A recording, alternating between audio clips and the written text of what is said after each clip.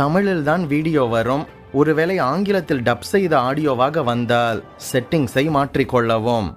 பிதாவாகிய தேவனின் அனாதி தீர்மானத்தின்படியே உலகத்தின் பாவத்தை சுமந்து தீர்க்கிற தேவ ஆட்டுக்குட்டியாக சகல ஜனங்களின் பாவ நிவாரண பலியாக கல்வாரி மேட்டினிலே சிலுவையில் தொங்கினார் இயேசுநாதர். அக்கிரமக்காரரில் ஒருவராக எண்ணப்பட்டார் என்கின்ற தீர்க்க தரிசன வாக்கின்படியே 2 குற்றவாளிகளின் மத்தியிலே குற்றம் செய்யாத இயேசு அந்த கேடறைந்தவராக, முகத்தில் துப்பப்பட்டவராக, சிரசிலே முள்முடி சூட்டப்பட்டவராக, சரீரமெல்லாம் வாரினால் அடிக்கப்பட்டவராக, இரத்தம் சிந்த சிந்த சிலுவையில் தொங்கினார். இப்படி அவரை சிலுவையில் அறைந்தது போதாது என்று எண்ணி அவரை வாய்க்கு வந்தபடி திட்டி இகழ்ந்தனர். இயேசு செய்த அற்புதங்களையும் நன்மைகளையும் கண்டவர்களும் ஏன் அனுபவித்தவர்களும் கூட அவரை பார்த்து ஏளனமாக பேசினர். மற்றவர்களை ரட்சித்தான், ஆனால் தன்னைத்தானே ரட்சித்துக் கொள்ளவில்லை என்று இழிவாக பேசி பரிகசித்தனர். உலக பிரகாரமான தலைவர்கள் தங்களின் உயிரை காத்துக் கொள்வதற்காக பல மக்களின் உயிரை சாவுக்கு ஒப்பு கொடுப்பார்கள். ஆனால் இயேசுநாதரோ தன்னையே சாவுக்கு ஒப்பு கொடுத்து உலக மக்களை மீட்டு கொண்டார். இயேசு தன்னலமற்றவர்.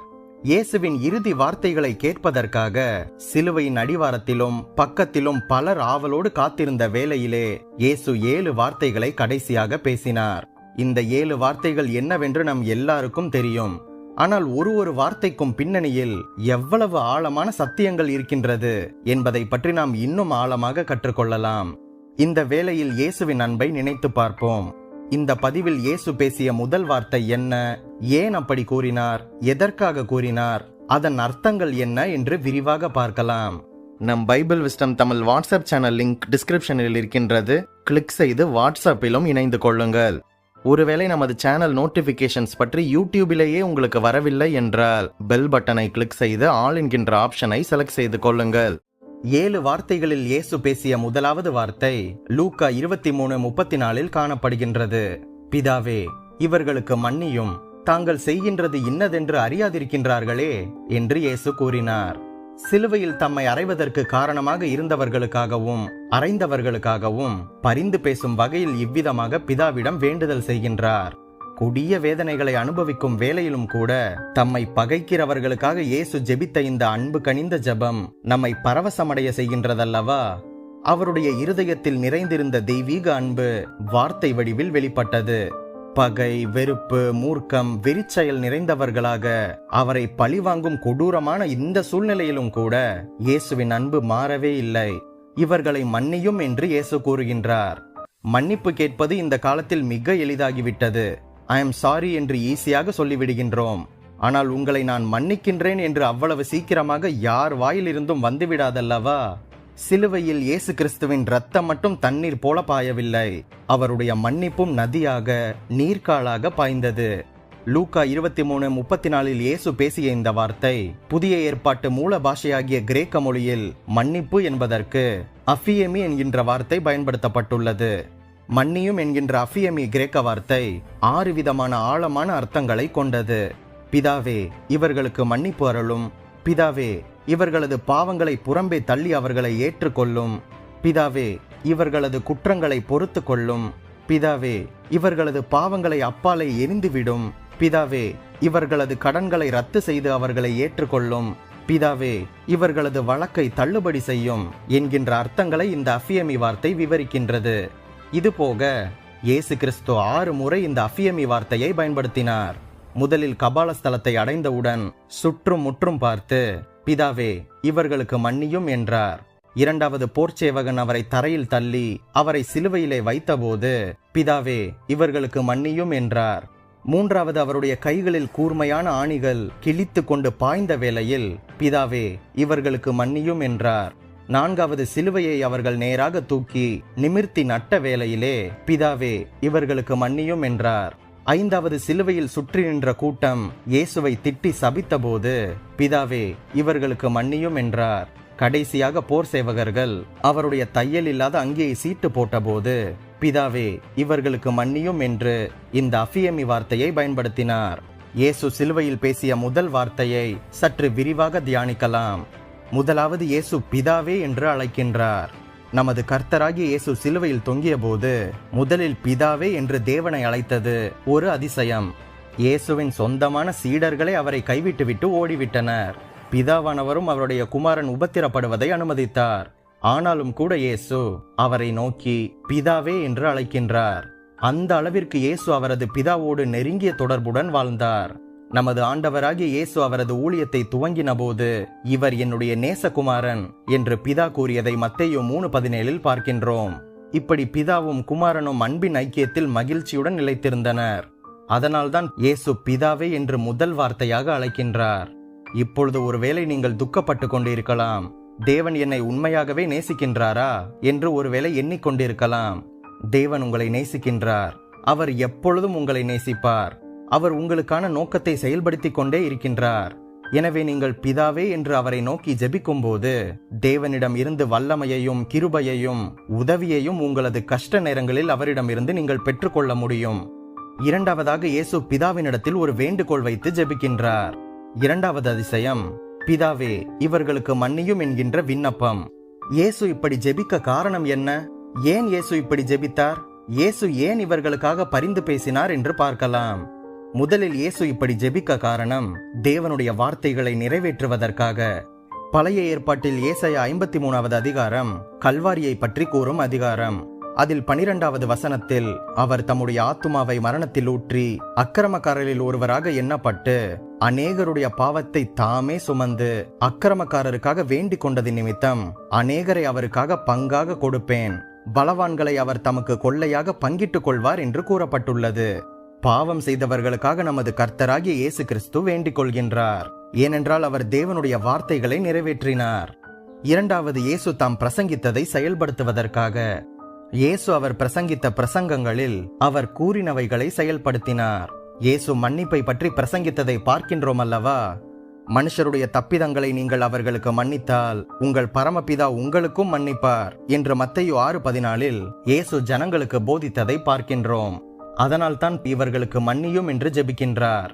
இவ்வாறு இயேசு ஜெபித்த போது அவர் போதித்ததை அவர் நிறைவேற்றினார். அவர் போதித்ததை அவர் செயலில் காட்டி வேத வசனங்களை நிறைவேற்றினார். அவரது பிரசங்கங்களில் பிரசங்கித்த செய்திகளை இயேசு சிலுவையில் செயல்படுத்தினார். மூன்றாவது, அவருடைய மரணத்தின் நோக்கம் நிறைவேறுவதற்காக. நமது ஆண்டவராகிய இயேசு கிறிஸ்து சிலுவையின் மீது தொங்கி மரித்ததற்கு காரணம் என்னவென்றால் தேவன் பாவிகளை மன்னிக்க வேண்டும் என்பதற்காகத்தான். இந்த நோக்கத்திற்காகத்தான் இயேசு மரித்தார். இதுவே சுவிசேஷத்தின் செய்தியாகும். பாவத்தின் சுமைகளையும் அதன் பாரத்தையும் இனி நாம் சுமக்க வேண்டியதில்லை. பாவ உணர்வுகளையும் நாம் சுமக்க வேண்டியதில்லை. இயேசு நமக்காக சிலுவையில் எல்லாவற்றையும் சுமந்து தீர்த்ததினால் நாம் மன்னிக்கப்படுகின்றோம். நமது ஆண்டவர் லூக்கா 5:20 திமிர்வாதக்காரனை நோக்கி, மனுஷனே, உன் பாவங்கள் உனக்கு மன்னிக்கப்பட்டது என்றார். அவரிடம் அழைத்து வரப்பட்ட ஒரு பெண்ணிடம், உன் பாவங்கள் உனக்கு மன்னிக்கப்பட்டது, சமாதானத்தோட போ என்று லூக்கா 7:48-50 சொல்கின்றார். சிலுவை என்பது மன்னிப்பை குறிக்கின்றது. ஆனால் மன்னிப்பது மலிவானது அல்ல. அது இலவசமாக நமக்கு கிடைத்தாலும் அது விலையேற பெற்றது. இயேசு நமக்காக அவரது ஜீவனை தந்ததினால் மன்னிப்பு நமக்கு இலவசமாக கிடைக்கின்றது. மூன்றாவதாக இயேசு பேசிய வார்த்தையில் இயேசு பிதாவினிடத்தில் வாதாடுகின்றார்.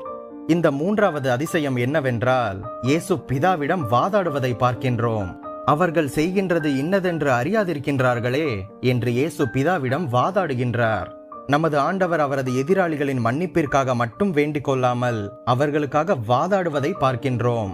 அவர் ஒரு வழக்கறிஞரை போல பிதாவை நோக்கி, பிதாவே, அவர்களை நீர் மன்னிக்க வேண்டியதற்கான காரணத்தை உமக்கு கூறுகின்றேன் என்று வாதாடுவதை பார்க்கின்றோம். சரி, இயேசு ஏன் ஜனங்களுக்காக இப்படி வாதாடினார் என்று பார்க்கலாம். முதலில் அவர்கள் கிறிஸ்துவை யார் என்று அறியாதிருந்தனர்.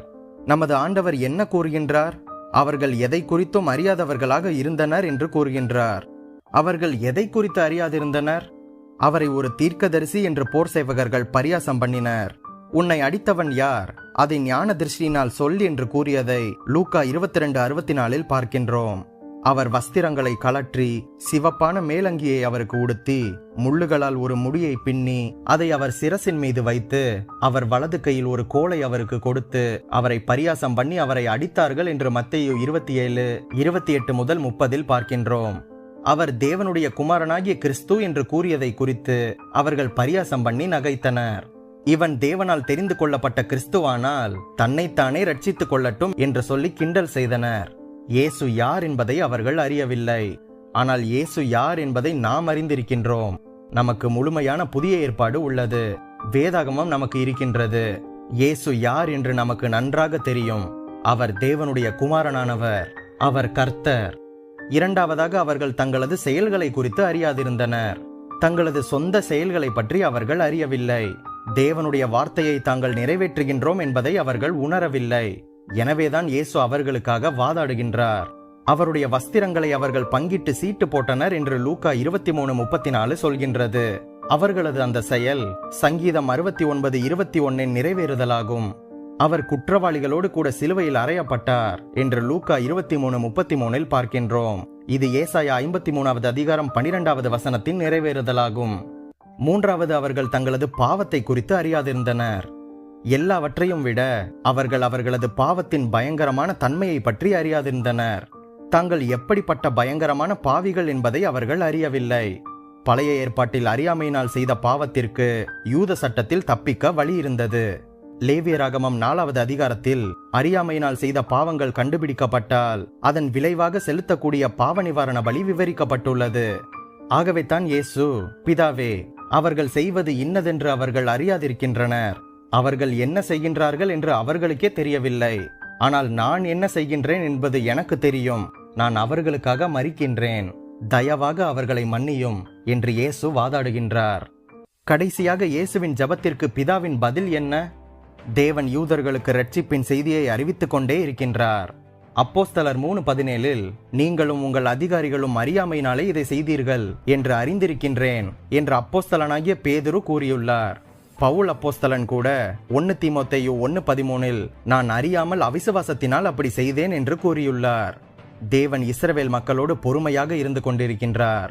தர்சு பட்டணத்து சவுலோடும் கூட அவர் பொறுமையாக இருந்தார் என்று பார்க்கின்றோம்.